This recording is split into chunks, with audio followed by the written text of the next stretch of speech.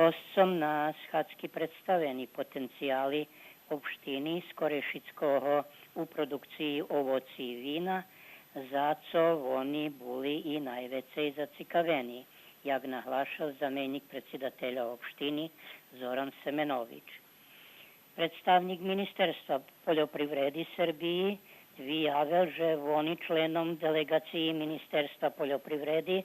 predložili za potencijalnih kandidatov za investiciji opštinu Zombor, kotru naščiveli včera, i opštinu Šid, jej industrijnu zonu i da skeljo poljoprivrednih produkovateljog i vinariji ispatreli mogućnosti ukladanja za